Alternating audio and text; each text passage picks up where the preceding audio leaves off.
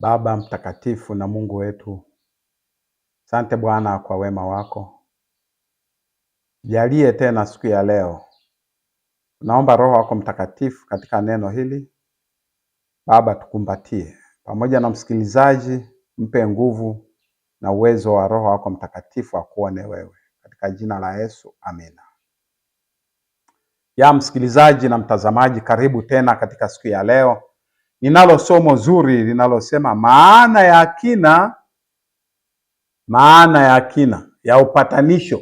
Tuko kwenye bado ninashughulika na Yesu Kristo. Ni maneno magumu, mazito yanayohitaji tafakari. Ni kwa mtu anayejali kwa ajili ya uzima wa milele ili kuweza kupata wokovu, ndiye anayeweza kujali kuwa makini kusikiliza maneno ya ajabu haya. Maana ya kina ya upatanisho wa Yesu. Kristo hakuwa akifanya upatanisho tu kwa jamii ya wanadamu walioanguka, lakini pia alikuwa akiondoa maswali yote ya malaika juu ya upendo wa Baba, maswali ambayo yaliwekwa na Shetani wakati Shetani anaanguka. Akasema Mungu sio wa haki, Mungu ni wa kiholela, yaani Mungu ni dhalimu. Akaweka hayo, sisi tukapewa, wanadamu tukapewa ubinadamu wetu, huu mwili wetu ulioumbwa huu ukapewa nafasi ya kuthibitisha kwamba Mungu ni pendo, kwa sisi wenyewe kumpenda Mungu na kupendana kwa wanadamu. Na ndio maana nakwambia kwamba Utatu Mtakatifu, huko nyuma nilikwambia kabisa kwamba Mungu ni Utatu Mtakatifu. Ili kuwe na upendo ni lazima kuwe na nafsi zaidi ya moja. Ukiwa na nafsi moja, upendo utadhihirikaje? Haiwezekani. Kwa hiyo kauli hiyo inagusa moja ya maada za ndani kabisa katika mpango wa wokovu, kwamba upatanisho wa Kristo haukuwa tu kwa wanadamu, bali pia ulikuwa ni ufunuo katika malimwengu na ulimwengu wote, haswa malaika, na tabia ya kweli ya Mungu na haki. Yaani upatanisho wa Yesu ulikuwa na maana hiyo, kusudi hilo la kina. Ndiyo, kwa wanadamu ilikuwepo, sawa, ilikuwepo. Lakini hebu tuangalie ile kusudi lingine, maanake wengi wanajua tu kusudi la upatanisho wa Yesu ni kumpatanisha mwanadamu na Mungu. Lakini tukiangalia ile kusudi, tutaona tuna wadhifa mkubwa kiasi gani, tumepewa heshima kiasi gani, kwamba upatanisho, si tunapopatanishwa hata malimwengu mengine yanakuwa sasa ile sintofahamu imeondoka. Hebu tuone kusudi la ulimwengu la upatanisho. Waraka, hebu sikiliza, waraka wa kwanza wa Petro moja fungu la 12 anasemaje? Anasema hivi, sikiliza kwa makini. Anasema wakafunuliwa ya kuwa si kwa ajili yao wenyewe, bali kwa ajili yenu walihudumu katika mambo hayo, ambayo sasa yamehubiriwa kwenu na wale waliowahubiri ninyi Injili kwa Roho Mtakatifu aliyetumwa kutoka mbinguni. Mambo hayo yanayohubiriwa hayo ya Yesu Kristo, mambo hayo malaika wanatamani kuyachungulia. Malaika wanatamani kuyachungulia hayo mambo yaliyohubiriwa ya Yesu Kristo kuja kutupatanisha. Malaika wanatamani kuyachungulia ili waione haki ya Mungu, ili waione tabia ya Mungu, ili waone haswa iondolewe sintofahamu madai ya Shetani yaliyowekwa. Hebu twende katika Waefeso nayo Biblia ina majibu ya kila kitu. Biblia ni kila kitu. Ukiamini Biblia umemwamini Mungu. Waefeso 3 fungu la 9. Hebu angalia jinsi inavyosema, na kuwaangaza watu wote wajue habari ya madaraka ya siri hiyo, ambayo siri ni Kristo, sisi ndani ya Kristo, ambayo tangu zamani zote ilistirika katika Mungu, aliyeviumba vitu vyote, fungu la 10, ili sasa kwa njia ya kanisa hekima ya Mungu, kwa njia ya kanisa, hilo neno nalirudia kabisa, hekima ya Mungu iliyo ya namna nyingi ijulikane kwa falme na mamlaka katika ulimwengu wa roho, sio duniani hapa. Hekima ya kanisa, kanisa ambayo ni mwili wa Yesu. Kwenye Biblia inasema mwili wa Kristo ni kanisa lake. Unapokuwa ukipiga mwili wa Yesu unalipiga kanisa lake. Unapokuwa ukiliudhi kanisa unaliudhi. Sasa hekima yake ilitolewa huko kwa Mungu Baba, ikaja kuwa vested, ikawekwa ndani ya kanisa. Hiyo hekima ya Mungu ijulikane na falme. Hiyo hekima inayojulikana hiyo ni reconciliation, yaani ni upatanisho ambao unawekwa ndani yetu. Yaani tunaambiwa jamani, mpendane, mpende adui yako. Kwa mwanadamu ni kitu ambacho hakiwezekani. Mpende adui yako kama nafsi yako. Tena wakati fulani wakasema kwamba hiyo amri eti ni mpya. Utafikiri kweli ilikuwa mpya, wakati inaonekana ilikuwa ni kitu ambacho hakiwezekani. Kilikuwa kitu ambacho hakiwezekani. Haya, Wakolosai 1:20. Kolosai 1:20. Na baada ya kufanya amani kwa damu ya msalaba, Yesu sasa, kwa yeye kupatanisha vitu vyote na yeye mwenyewe, ikiwa ni vitu vya duniani, ikiwa ni vitu vya mbinguni. Msalaba ulileta maelewano, sio tu duniani, bali pia mbinguni, kuonyesha kwamba kazi ya Kristo iliathiri hata malimwengu mengine na malaika. Kazi ya Kristo kuonyesha upendo wa Mungu, yaani hata viumbe vingine ambavyo sio vya dunia hii vilikubali kwamba Yesu, Mungu ni wenye upendo, tofauti na Shetani alivyosema kwamba Mungu sio wa upendo. Ndio.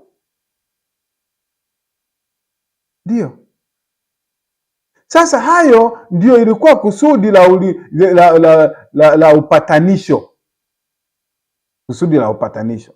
Lakini kusudi lingine nasema namba 2, mashtaka ya Shetani mbinguni, ili kujibu mashtaka ya Shetani. Uasi wa Shetani haukuwa tu kutotii, lakini uasi wa Shetani ilikuwa vita vya tabia.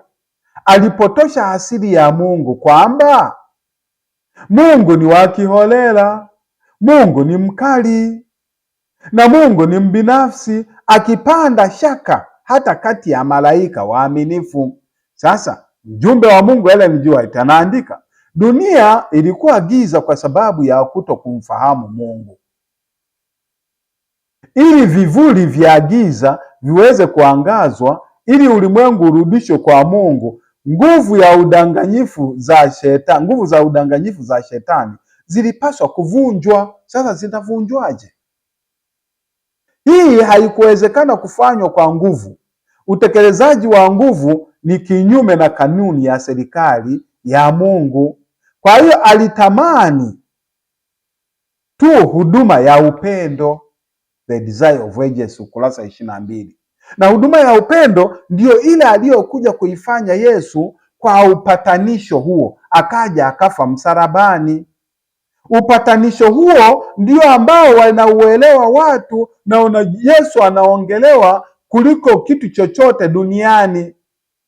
Anaongelewa haswa, Yesu kaandikwa na ameprevail kweli kweli, upatanisho wa upendo. Kwa hiyo utume wa Kristo ulikuwa kuthibitisha tabia ya Mungu mbele ya ulimwengu, kuonyesha kwamba sheria yake ni ya haki na serikali yake ni upendo. Na tunaposema ulimwengu hamaanishi dunia hii, yaani ulimwengu ana maana na viumbe vingine ambavyo sio vya dunia hii. Wengine wanaita malimwengu au wengine wanaita ulimwengu wa roho, ili viweze kujua nayo kwamba pamoja na sintofahamu, sio kwamba kwenye malimwengu huko kuna dhambi, hakuna dhambi, lakini kulikuwa na sintofahamu iliyokuwepo kwa madai ya Shetani, kwamba mbona Shetani madai yake hayajajibiwa?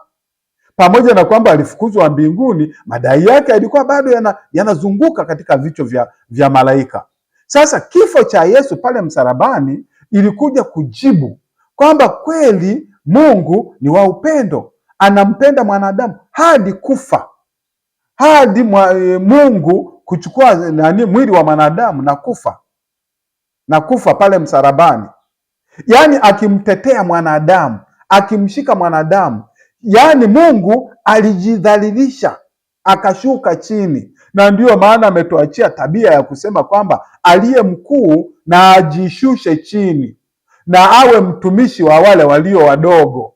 Hiyo ni tabia ya Mungu hiyo, ambayo malaika wanaiangalia wanashangaa, tabia ya kujishusha chini, ambayo ndiyo tunayotakiwa Wakristo wote tunatakiwa kuifata tabia hiyo ya Kristo.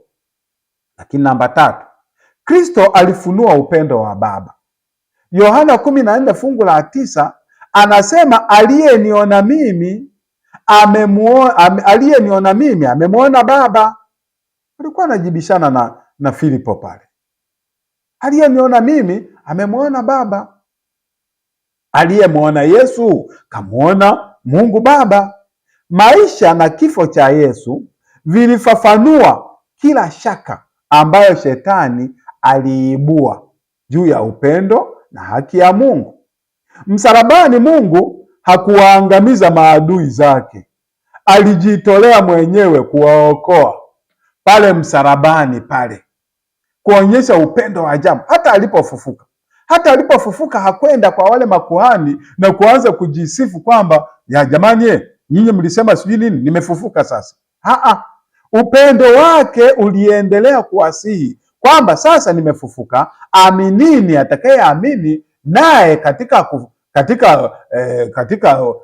mauti yake atafufuliwa siku nitakapokuja.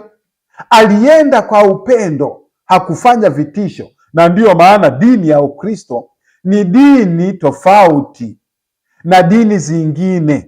Kuna somo ambalo linasema Ukristo ni zaidi ya dini, lipo huko mbele. Lakini Ukristo unatetewa na Mungu mwenyewe. Dini zingine zinajitetea ukimdhalilisha mtume wao au nabii wao, yaani wanakuja juu, wanachukua labda vitu vya kukudhuru au kufanya nini. Ukristo ukiona mtu eti Yesu ametukanwa, alafu Mkristo amechukua panga kwenda kumdhuru aliyemtukana Yesu, huyo hajui Ukristo. Yesu anajitetea mwenyewe. Yesu hatetewi na mwanadamu. Yaani manabii wengine na mitume wengine wanaweza wakatetewa na wanadamu, lakini sio Kristo, sio Kristo. Yaani kumtetea Kristo, sisi tumeambiwa Wakristo tumtetee katika tabia zetu. Mteteeni Yesu katika tabia zetu. Yale madai ya shetani ya kwamba Mungu sio wa haki, tunamtetea Mungu kwa kufanya haki, kwamba Mungu ni wa haki na sisi tunaweza tukafanya haki. Ndivyo tunavyoweza kumtetea Mungu, sio kwa kuchukua mapanga au kwa kulipiza kisasi. Kulipiza kisasi hakipo kwenye Biblia kwa mwanadamu. Anaendelea kusema kwamba Ellen G. White kwa maisha yake, Yesu kwa maisha yake na kifo chake amejibu maswali. Sawa, msalaba wa Kristo ni sayansi na wimbo wa waliokombolewa katika milele zote. Katika Kristo aliyesulubiwa, malaika wanaona ufufuo mpya wa tabia ya Mungu, sio ufunuo mpya wa tabia ya Mungu, tofauti na ule na ile tabia iliyoelezewa na shetani kwamba Mungu sio wa haki. Kwa hiyo katika Kristo aliyesulubiwa, malaika wanaona ufunuo mpya wa tabia ya Mungu. Kwa hivyo upatanisho wa Kristo haukuwa tu uokoaji wa mwanadamu, ulikuwa ufunuo wa moyo wa Mungu kwa viumbe vyote vilivyoumbwa. Namba 4, jinsi msalaba ulivyoondoa maswali ya malaika. Hebu tuyaone haya maswali. Msalaba ulithibitisha shetani kuwa mwongo. Mashtaka yake kwamba sheria ya Mungu haikuwa ya haki ilifunuliwa. ikatupwa nje. Namba 2, msalaba ulithibitisha uaminifu kwa malaika ambao hawajaanguka. Waliona kwa kina cha upendo wa Mungu na ukweli wa uovu wa dhambi. Malaika walitumia imani tu kumwamini Mungu bila kuona, wakaendelea kuwa watiifu. Sasa ulipokuja msalaba, wakaona kwa macho yao kwamba Mungu ni wa upendo. Namba 3, msalaba ulifunua asili ya kweli ya uasi, tofauti kati ya chuki ya shetani na kujitolea kwa Kristo ikawa dhahiri. Msalaba ulilinda ulimwengu milele. Ulimwengu hautakuja kuhoji tena haki ya Mungu. Msalaba ulijibu. Ellen G. White, kwa kupitia mpango wa wokovu, ufunuo kamili zaidi wa upendo wa Mungu ulitolewa kwa akili za mbinguni. Malaika hawakuwa wameona haki na upendo wa Mungu ukionyeshwa kikamilifu kama katika msalaba wa Kalvari. Wazee na Manabii, ukurasa wa 69. Kifo cha Kristo msalabani kilihakikisha uharibifu wa yeye aliyekuwa na nguvu za kifo. Yaani aliyekuwa na nguvu za kifo, Shetani, kilihakikisha uharibifu. Yaani Shetani aliharibiwa pale msalabani, kwa sababu yeye pale msalabani alikuwa Shetani anajisifu sana, anaogopesha wanadamu sana kuhusu kifo, lakini Yesu akasema, mimi sitajali kifo, nitakachojali ni kumtii Mungu Baba. Na akatuonyesha mfano huo mwanadamu naye awe tayari kumtii Mungu Baba hata kifo. Kwa hiyo Shetani akawa ameharibiwa matisho yake ya kuona kwamba adui kifo, kwamba anaweza akaprevail, anaweza akashinda. Kwa hiyo kifo, Kristo alihakikisha uharibifu wa Shetani pale msalabani na kuondoa mashaka yote katika ulimwengu wa mbinguni na malimwengu yote kuhusu haki na rehema za Mungu. Kuhusu haki na rehema za Mungu. Hitimisho. Upatanisho wa Kristo ulitatua migogoro miwili. Cha kwanza, tatizo la binadamu la dhambi na kujitenga na Mungu lilitatuliwa. Sasa msalaba ukahakikisha Emmanuel, Mungu pamoja nasi. Tunaenda kwa Mungu direct, maombi yanaenda direct. Yaani tatizo la utengano wa Mungu na mwanadamu likaisha. Kukawa na reconciliation, mapatano. La pili, tatizo la ulimwengu na malimwengu juu ya sintofahamu na mashtaka dhidi ya serikali ya Mungu yakatupwa nje. Huko Kalvari, upendo na haki ya Mungu ilikutana na mwanadamu, na malaika waliona kwamba Mungu ni pendo. Mungu ni pendo. Mungu wetu na atubariki katika jina la Yesu Kristo. Amina.